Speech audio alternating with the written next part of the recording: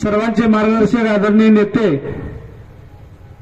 दिलदार मनाचे व्यक्तिमत्व आदरणीय भारततात्या पाटील यांनी आपल्या सर्वांना आधार दिला आणि जे कार्यकर्ते स्वर्गीय लोकनेते रामभाऊ पाटील यांच्या सोबत होते ते कार्यकर्ते शेवटपर्यंत आज भारततात्याच्या सोबत आहेत याचा आम्हाला फार मोठा गर्व आहे।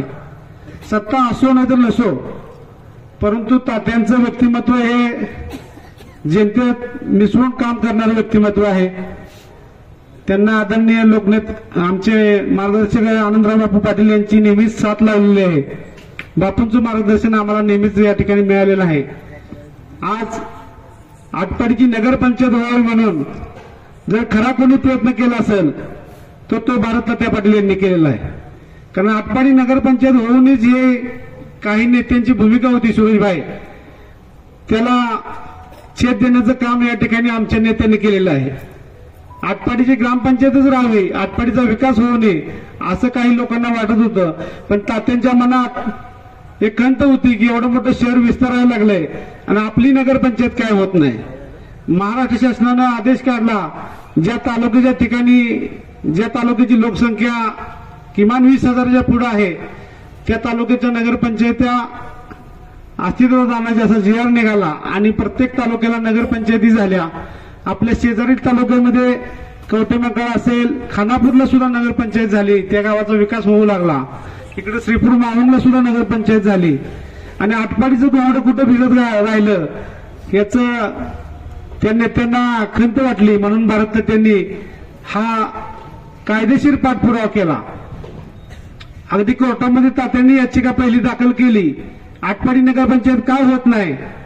तात्यांनी आपलं श्रम त्या ठिकाणी दिलं, वेळ दिला आणि आटपाडी नगरपंचायत अस्तित्वात आणायला महाराष्ट्र शासनाला भाग पाडलं आणि आटपाडी नगरपंचायत अस्तित्वात आल्यापासून आज ही आपली आटपाडी नगरपंचायतची पहिली निवडणूक लागलेली आहे आणि ही निवडणूक निर्णायक निवडणूक आहे।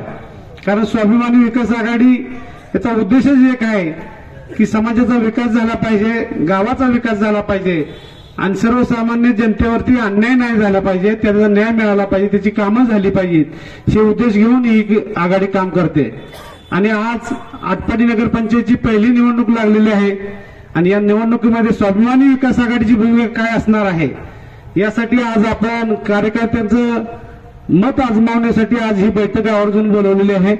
या बैठकीला सर्वच मान्यवर या ठिकाणी उपस्थित आहेत। मी नावं घेऊन वेळ घालवत नाही, परंतु माझी विनंती राहील, आतापर्यंत शहराच्या तालुक्याच्या विकासासाठी या घरानं फार मोठं योगदान दिलेलं आहे, सामान्य जनतेला न्याय द्यायचं काम केलेलं आहे आणि आता इथून पुढेही आटपाडी शहराचा खरा विकास जर कोण करेल तर आदरणीय भारततात्या पाटील यांच्या स्वप्नातील आटपाडी आहे, त्यांना निर्माण करायचे आहे। त्यामुळं आज ही बैठक आपल्याला या ठिकाणी आवर्जून उपस्थित राहण्यासाठी सर्वांना बोलवलं गेलेलं आहे।